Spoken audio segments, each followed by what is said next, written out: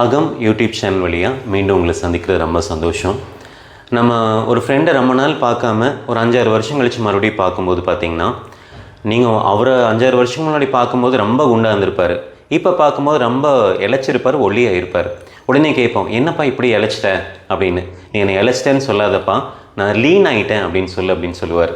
அப்படின்னா என்ன டிஃப்ரென்ஸ் அப்படின்னு கேட்டிங்கன்னா, குண்டாக இருந்த அவர், பருமனாக இருந்த அவர் இன்றைக்கி ஒல்லியாக மாறிட்டார்.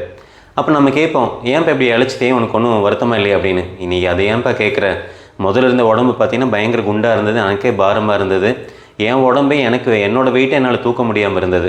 ஆனால் இன்றைக்கி நான் லீன் ஆனதுனால எனக்கு மாடிப்படி ஏறது ஈஸியாக இருக்குது, என்னோடய வேலைகளை சுறுசுறுப்பாக செய்ய முடியுது, தரையில் உட்காந்து என்னால் சாப்பிட முடியுது, சமணங்கால் போக முடியுதுன்னு சொல்லிட்டு அவர் நிறைய அந்த பெனிஃபிட்ஸ் எல்லாமே சொல்லுவார். இதுதான் நம்ம லீன் அப்படின்னு சொல்கிறோம். இதே இன்ஜினியரிங் ப்ராக்டிஸில் எடுத்துட்டோம் அப்படின்னு கேட்டிங்கன்னா, இதை லீன் மேனுஃபேக்சரிங் அப்படின்னு சொல்கிறோம். லீன் மேனுஃபேக்சரிங்னா என்ன, அதில் நடக்கூடிய நன்மைகள் என்னென்ன அப்படிங்கிறத இந்த வீடியோவில் நம்ம பார்க்க போகிறோம். அதுக்கு முன்னாடி, இந்த கண்ணுக்கு தெரியாத இழப்புகள் ஒரு நிறுவனத்தில் நிறைய நடக்கும். பெரும்பான்மையான முதலாளிகளும் பெரும்பான்மையான டாப் மேனேஜ்மெண்ட் எதை ஃபோக்கஸ் பண்ணுவாங்கன்னு கேட்டிங்கன்னா, ப்ரொடக்ஷனில் ஏதாவது ரிஜெக்ஷன் வந்துருச்சா, ரீவர்க் வந்துருச்சா, அதை மட்டுமே ஃபோக்கஸ் பண்ணுவாங்க. அதனால் நடந்த லாஸஸ் எல்லாம் ஃபோக்கஸ் பண்ணுவாங்க. ஆனால் கண்ணுக்கு தெரியாத இழப்புகள் நிறையா இருக்குது. இன்னும் விளையாட்டாக சொல்லப்போனால், எலி போகிறதெல்லாம் பார்த்துட்டு இருப்பாங்க, ஆனால் யானை போகிறதெல்லாம் கண்ணுக்கு தெரியாது. ஸோ இதையை புரிஞ்சுக்கிட்டு ஒரு தொழில் நிறுவனத்தில் லீன் மேனுஃபேக்சரிங் நம்ம பண்ணணும் அப்படின்னா, இந்த லீன் மேனுஃபேக்சரிங்னால் நம்பர் ஆஃப் பெனிஃபிட்ஸ் ஒரு நிறுவனம் அடைய முடியும். பட் அதுக்கு முன்னாடி ஜென்ரலாக வேஸ்ட் அப்படிங்கிற ஒரு பார்வை நம்ம எல்லாத்துக்குமே இருக்குது. ஜென்ரலாக வேஸ்ட்டுன்னா நம்ம எதை சொல்லுவோங்க, அதாவது ஒரு ப்ராசஸ் போய் உற்பத்தி முடிஞ்சதுக்கப்புறம் அதிலிருந்து அந்த உற்பத்தி போக அதில் வர கழிவுகள் தான் நம்ம வேஸ்ட் அப்படின்னு இன்ஜினியரிங் ப்ராக்டிஸில் அப்படி பார்ப்போம். ஆனால் நம்ம பார்வையை நம்ம கொஞ்சம் மாற்றிக்கணும். வேஸ்ட்டுனா அது மட்டும் வேஸ்ட்டு கிடையாது. அதை தாண்டி இன்ஜினியரிங் ப்ராக்டிஸில் டிம் வுட்ஸ் அப்படிங்கிற கான்செப்ட் இருக்குது. அதாவது 8 வேஸ்ட், 8 வகையான கண்ணுக்கு தெரியாத இழப்புகள் ஒரு தொழில் நிறுவனத்தில் நடந்துக்கிட்டே இருக்கும். ஸோ யாரெல்லாம் இந்த 8 வேஸ்ட்டை மெஷர் பண்ணி ரெக்கார்ட் பண்ணி அந்த இழப்புகளை லீன் பண்ணுறாங்களோ அந்த நிறுவனம் மிகப்பெரிய ஒரு வளர்ச்சி பாதைக்கு போகும். ப்ரொடக்டிவிட்டி அண்ட் குவாலிட்டி இம்ப்ரூவ் ஆகும். அப்படி இந்த லீன் பண்ணணுன்னா நம்ம என்னென்னலாம் கவனத்தில் நம்ம கொண்டு வரணும், அந்த 8 வகையான வேஸ்ட் என்னென்ன அப்படிங்கிறத அந்த வீடியோவில் நம்ம பார்க்க போகிறோம். Transport, inventory, motion, waiting time, over production, over processing, defects, unutilised skills, இந்த மாதிரி ஒரு 8 வேஸ்ட் இருக்குது. இதை நம்ம மனசில் சுருக்கமாக ஞாபகம் வச்சுக்கணும் அப்படின்னா, டிம் வுட்ஸ் அப்படின்னு சொல்லுவோம். TIMWOODS. இந்த 8 வகையான வேஸ்ட்டுக்களை நம்ம குறைக்கும்போது எப்படி ஒரு தொழில் நிறுவனத்தில் ப்ரொடக்டிவிட்டி அண்ட் குவாலிட்டி ஜாஸ்தி ஆகுது அப்படிங்கிறது நம்ம இப்போ இந்த வீடியோவில் நம்ம பார்க்கலாம். இப்போ ஒவ்வொரு வேஸ்ட்டாக நம்ம பார்க்கலாங்க. முதல்ல T ஃபார் டிரான்ஸ்போர்ட்டேஷன். நம்மளுக்கு டிரான்ஸ்போர்ட்டேஷன்னாலே மைண்ட் என்ன வரும் அப்படின்னா, ஒரு ட்ரக்கில் ஒரு மெட்டீரியல் ஏற்றி வெளியே கொண்டு போகிறது அப்படிங்கிறது ஞாபகம் வரும். அது மட்டும் டிரான்ஸ்போர்ட்டேஷன் இல்லை. ஒரு தொழில் நிறுவனத்தில் எடுத்துட்டிங்கன்னா லாஜிஸ்டிக்ஸில் 2 வகையாக நடக்கும். Inbound logistics and outbound logistics. Outbound logistics அப்படிங்கிறது தான் நம்ம அந்த ட்ரக் மூலியமாக ஃபினிஷ்டு கூட்ஸை இன்னும் 2க்கு நம்ம கொண்டு போய் டிஸ்பேட்ச் பண்ணுறது. ஆனால் இன்பவுண்ட் லாஜிஸ்டிக்ஸ் அப்படின்னு பார்த்தீங்கன்னா, அந்த தொழில் நிறுவனத்துக்குள்ளேயே அந்த 4M கான்செப்டில் சொல்லுவோம், man, machine, material and methodology. இந்த 4மே மூமெண்ட் இருக்கு இல்லைங்களா. மேன் பார்த்தீங்கன்னா தினம் ஒரு எண்டுலேருந்து இன்னும் 2க்கு போவார், ரிப்போர்ட் எடுக்க போவார், ஒரு டூல்ஸ் எடுத்துகிட்டு வருவார், இந்த மாதிரியான ஒரு டிரான்ஸ்போர்ட்டேஷன். மெட்டீரியல் அப்படின்னு பார்த்தீங்கன்னா, ரா மெட்டீரியல் ஸ்டோர்லேருந்து மறுபடியும் WIPக்கோ இல்லை அடுத்த ப்ராசஸ்க்கோ மூவ் ஆகுது இல்லையா, இதே ஒரு மூமெண்ட்டாக சொல்லுவோம். மெத்தடாலஜியில் ஏதாவது நம்ம கரெக்டாக ரீஃபைண்டாக போடலைன்னா அன்வான்டான டிரான்ஸ்போர்ட்டேஷன் நடந்துகிட்டு இருக்கும், அதையும் நம்ம மூமெண்ட்டுன்னு சொல்லுவோம். மெஷின்ஸ் பார்த்திங்கன்னா, சில மூவபிள் மெஷின்ஸ் எல்லாமே அங்கங்கே வச்சுருப்போம். மெஷின்ஸ்னாலே ப்ராப்பராக ஸ்டாக்னன்ட் பண்ணி ஒரு இடத்துல இருக்கும், சிலதெல்லாம் ட்ராலியில் மூவ் பண்ணி ஒரு இடத்துல கொண்டு போய் நகர்த்துற மாதிரி இருக்கும். ஸோ இதையும் நம்ம மூமெண்ட்டுன்னு சொல்லுவோம். ஸோ இந்த 4 வகையான விஷயங்களை நம்ம லீன் பண்ணும்போது, உதாரணமாக சொல்கிறேன், ஒரு டூல் இங்கே ஒரு கை அளவில் எடுக்க வேண்டிய ஒரு டூலை ஒரு ஆப்ரேட்டர் ஒரு 10 ஸ்டெப் தினமும் நடந்து போய் ஒரு டைம் எடுக்கிறார் அப்படின்னா, தினமும் ஒரு 10 தடவை நடந்தாருன்னா அது 100 ஸ்டெப்பாக மாறிடும். அப்போ 100 ஸ்டெப் பார்த்திங்கன்னா ஒரு 10 நிமிஷம் டைம் எடுக்குது அப்படின்னா, அந்த மாதிரி ஒரு 100 ஆப்ரேட்டர் இருந்தாங்கன்னா அப்போ எந்த அளவுக்கு டைம் அதில் விரயமாக கண்ணுக்கு தெரியாமல் லாஸ் ஆகும் அப்படிங்கிறத நீங்கள் செக் பண்ணிக்கோங்க. அதே போல் அன்வான்டான மெட்டீரியல் மூமெண்ட், அந்த லே அவுட் கரெக்டாக நம்ம அலைன் பண்ணி கம்ப்ளீட்டில் போடலை அப்படின்னா, first process, second process, third process, step by step line அசம்பிளியில் அது இருந்திருந்ததுன்னா, இல்லை சிங்கிள் ஃப்ளோ அசம்பிளியில் அது இருந்திருந்ததுன்னா அன்வான்டான அந்த மெட்டீரியல் மூமெண்ட்டை நம்ம அரெஸ்ட் பண்ணிக்க முடியும். ஸோ இதனாலேயும் ப்ராடக்டிவிட்டி அண்ட் குவாலிட்டி ஜாஸ்தியாகும். ஸோ டிரான்ஸ்போர்ட் வேஸ்ட்டை பொறுத்த வரைக்கும் ரொம்ப கவனம் எடுக்க வேண்டியது என்னென்னா, நீங்கள் இதை எப்படி அப்ரோச் பண்ணலான்னா, ஒரு தொழில் நிறுவனத்தில் முழுக்க ஃபஸ்ட்டு நம்ம பண்ண வேண்டியது ப்ராசஸ் ஃப்ளோ மேப்பை பக்காவாக, அதாவது ரா மெட்டீரியல் இன்வர்ட் ஆகிறதுலேருந்து, இன்வர்டு இன்ஸ்பெக்ஷன்லேருந்து அந்த ரா மெட்டீரியல் ஃபினிஷ்டு குட்ஸாக மாற்றி டெஸ்பேட்சுக்கு போய் வேர்ஹவுஸில் ஸ்டோர் பண்ணி டெஸ்பேட்ச் பண்ணுற வரைக்கும் அந்த ப்ராசஸ் மேப் என்னென்னு கிளியராக நீங்கள் அலைன் பண்ணி அதுக்கான டிஸ்டன்ஸ் எவ்வளோ எடுக்குது, அதுக்கான டைம் எவ்வளோ எடுக்குதுன்னு ஸ்டெப் பை ஸ்டெப்பாக நீங்கள் கால்குலேட் பண்ணிங்கன்னா அதில் எவ்வளோ இடங்களை நம்ம தேவையில்லாமல் நடந்துகிட்ருக்கோம், தேவையில்லாமல் மெட்டீரியல் மூவ் பண்ணுறோம் அப்படிங்கிறது நம்மளுக்கு புரிய ஆரம்பிச்சிடும். ஸோ இந்த விஷயங்களெல்லாம், இந்த தேவையில்லாத ஸ்டெப்ஸ், தேவையில்லாத மூமெண்ட்டெல்லாம் நேரோடன் பண்ணும்போது என்ன ஆகும்னா அங்கே லீன் நடக்க ஆரம்பிச்சிடும். இதனால் உற்பத்தியும் அதிகரிக்க ஆரம்பிச்சிடும். ஸோ இதுதான் டிரான்ஸ்போர்ட்டேஷன் வேஸ்ட். அடுத்ததாக பார்த்திங்கன்னா இன்வென்ட்ரினாலே பொருளுக்கு நம்ம உதாரணம் எடுத்துக்கணுன்னா தேக்கம் அப்படின்னு சொல்லலாம்.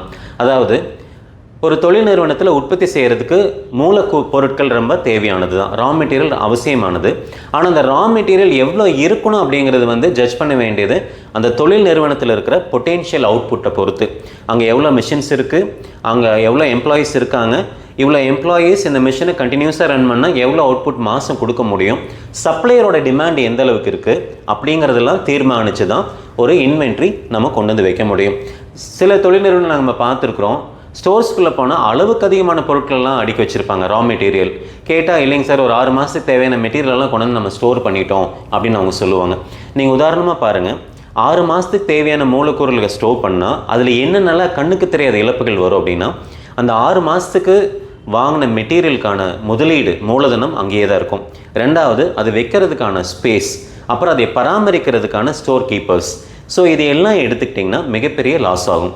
ஸோ இதற்கு தீர்வு என்னென்னா ஜஸ்ட் இன் டைம் அப்படிங்கிற ஒரு கான்செப்ட் இருக்குங்க. ஜஸ்ட் இன் டைம்னா, இப்போ காலையில் ஒரு 9 மணிக்கு உற்பத்தி ஆரம்பிக்கிறோம் அப்படின்னா காலையில் 8:30 மணிக்கு அந்த ரா மெட்டீரியல் கரெக்டாக உற்பத்தி ஆகக்கூடிய இடத்துக்கே இறக்கிட்டோம்னா இதை தான் ஜஸ்ட் இன் டைம்னு சொல்கிறோம்.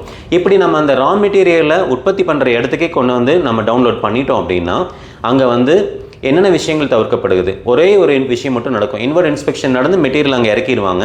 ரெண்டாவது பார்த்திங்கன்னா அது ஸ்டோரில் போய் மறுபடியும் வைக்க வேண்டியதில்லை, அதை மேலே லிஃப்ட் பண்ணி வைக்க வேண்டியதில்லை, அதுக்கு 2 ஸ்டோர் கீப்பர் தேவையில்லை. ஆனால் எல்லா மெட்டீரியலுக்கும் ஜஸ்ட் இன் டைம் கொண்டு வர முடியுமா அப்படின்னு கேட்டிங்கன்னா அது ஒரு கேள்வி தான். ஆனால் தொழில் நிறுவனங்கள் படிப்படியாக ஜஸ்ட் இன் டைம் எதுக்கெல்லாம் கொண்டு வரலாம் அப்படின்னு சர்வே எடுத்துகிட்டு நம்ம பண்ணும்போது மிகப்பெரிய இன்வென்ட்ரி வேஸ்ட்டை நம்ம கம்மி பண்ண முடியுங்க.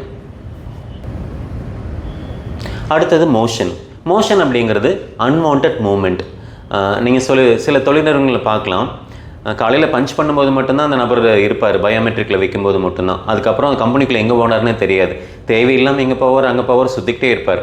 இந்த மாதிரி அன்வான்டாக கம்பெனிக்குள்ளே நடக்கிற மோஷன் எல்லாமே நீங்கள் லிமிட் பண்ணிங்க அப்படின்னா அதில் நிறைய ஸ்டெப்ஸ் மிச்சமாகும், நிறைய நேரங்கள் மிச்சமாகும். நம்ம நல்லா புரிஞ்சுக்கலாம், 4 vertical, time, distance, frequency and space, இந்த 4 வெர்டிக்கலை மினிமைஸ் பண்ணால் ப்ராடக்டிவிட்டி அண்ட் குவாலிட்டி ஜாஸ்தி ஆயிரும். ஸோ மோஷனில் நம்ம கவனம் எடுக்க வேண்டியது unwanted moment of man and raw material, இதை நம்ம கொஞ்சம் கவனம் எடுத்துக்கலாங்க. அதுக்கு அடுத்தது பார்த்திங்கன்னா டபிள்யூ ஃபார் வெயிட்டிங் டைம் அப்படின்னு சொல்லுவோம். அதாவது மிஷின்ஸ் எல்லாம் தயாராகிடுச்சு, ஆப்ரேட்டர்லாம் ரெடியாக இருக்கிறாங்க, ஆனால் ரா மெட்டீரியல் ஒன்றும் சேரலைன்னா அதுவும் மிகப்பெரிய ஒரு வேஸ்ட்டாக இங்கே மாறிடும். அப்போது மூலக்கூறுகளுக்கான ரா மெட்டீரியலை முன்னமே திட்டமிடலோட ரா மெட்டீரியல் சோர்ஸ் பண்ணி எந்த அளவுக்கு வைக்கணும், அது எவ்வளோ மினிமம் ஸ்டாக் லெவல் இருக்கணும் அப்படிங்கிறத நம்ம முதல்ல என்ஷூர் பண்ணி ஒரு மாதத்துக்கான சிஸ்டமா இல்லை ஒரு வாரத்துக்கான ப்ரொடக்ஷனுக்கான பிளானிங் பண்ண போகிறோமா அப்படிங்கிறதெல்லாம் முன்னமே தயார் பண்ணி அந்த வீக்லி பிளானுக்கு எகெயின்ஸ்டான ரா மெட்டீரியல் நம்ம ஸ்டோர் பண்ணி வச்சுருந்தோம் அப்படின்னா அன்வான்டான வெயிட்டிங் டைம் அங்கே நம்ம கொண்டு வர வேண்டியதில்லை. இதில் ரொம்ப முக்கியமாக பார்த்திங்கன்னா மிஷின்ஸோட செட்டப் டைமும் கூட வெயிட்டிங் டைமாக மாறிடும்.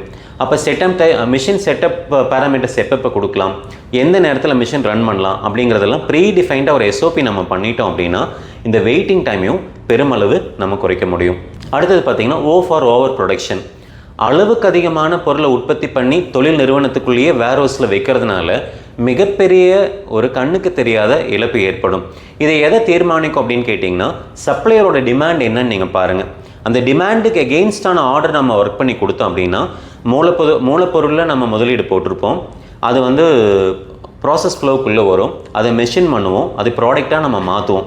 ப்ராடக்டாக மாற்றினதுக்கப்புறம் எஃப்ஜி ஆகும், வேர்ஹவுஸ் போகும். வேர்ஹவுஸ் போன உடனேயே அது வந்து எண்ட் சப்ளையருக்கு போய் கையில் போய் அது பணமாக மாறிடுச்சுன்னா இதுதான் சரியான வழிமுறை.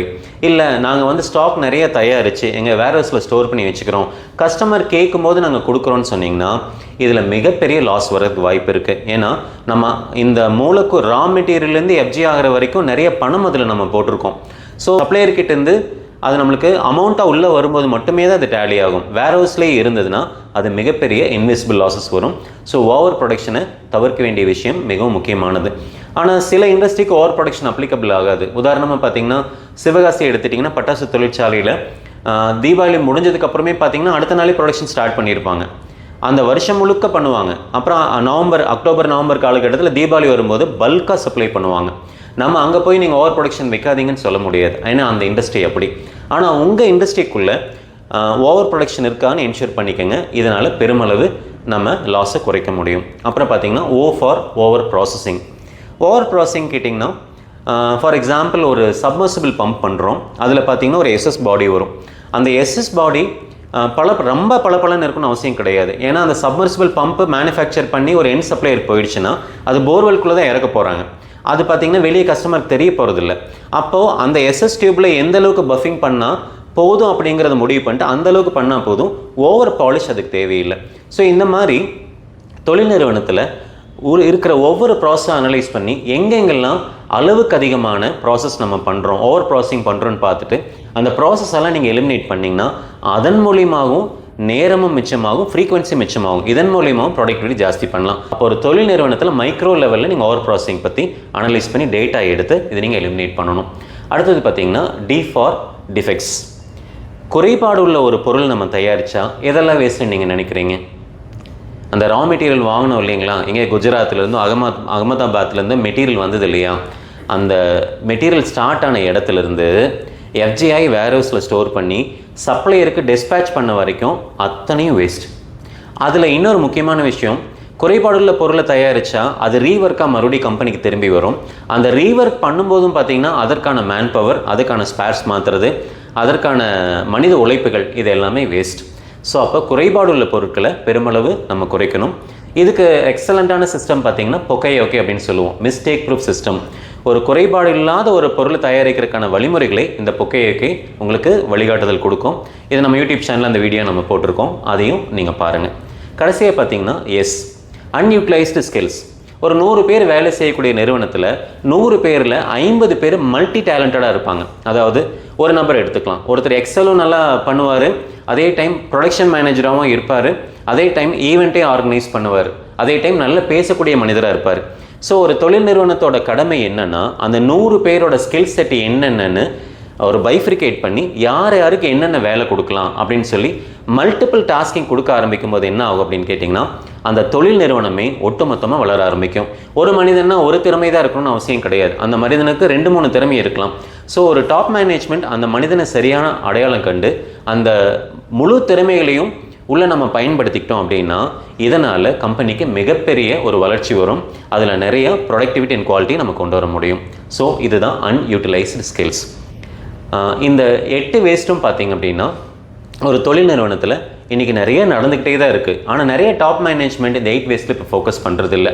ப்ரொடக்டிவிட்டி அண்ட் குவாலிட்டி மட்டும்தான் பார்க்குறாங்க, அவுட்கம் வந்துருச்சான்னு பார்க்குறாங்க, ஆனால் ரீவர்க் பர்சன்டேஜ் எவ்வளோன்னு பார்க்குறது இல்லை. ஒரு மனிதனோட உழைப்பு 10 மணி நேரம் முழுமையாக அவங்க கொடுக்குறாங்களான்னு பார்க்குறது இல்லை, அவங்க மல்டி டாஸ்கிங் பண்ணக்கூடிய மனிதர்களாக இருக்கலாங்கன்னு பார்க்குறது இல்லை. ஸோ நீங்கள் சிஸ்டமேட்டிக்காக இந்த 8 வேஸ்ட்டை டோட்டலாக டேட்டா எடுத்து படிப்படியாக நகர்த்தி கொண்டு வந்தீங்கன்னா ஒரு தொழில் நிறுவனத்தில் மிகப்பெரிய வளர்ச்சியை நம்ம பார்க்க முடியும். இன்னும் நீங்கள் சிம்பிளாக புரிஞ்சுக்கணும் அப்படின்னா வேஸ்ட்னா என்ன அப்படின்னு கொஞ்சம் ஆழமாக நீங்கள் தெரியணும்னா a product which doesn't undergo physical or chemical change that is considered to be waste. ஒரு ரா மெட்டீரியல் உள்ளே ரா மெட்டீரியலாகவே இருந்ததுன்னா வேஸ்ட். ஒரு ரா மெட்டீரியல் அதோட வடிவத்தில் மாறாமையோ இல்லை அது தன்மையில் மாறாமையோ இருந்ததுன்னா அது நம்ம வேஸ்ட்டுன்னு சொல்கிறோம். இந்த அளவுக்கு நீங்கள் மைக்ரோ லெவலில் 8 வேஸ்ட்டை நீங்கள் புரிஞ்சுக்கணும். நிச்சயமாக இந்த காணொலி உங்களுக்கு பயனுள்ளதாக இருக்கும்னு நம்ம நம்புகிறோம். தொடர்ந்து இந்த மாதிரி காணொலிகள் நிறைய நாங்கள் கொடுக்குறோம். மிக்க நன்றி. Thanks a lot.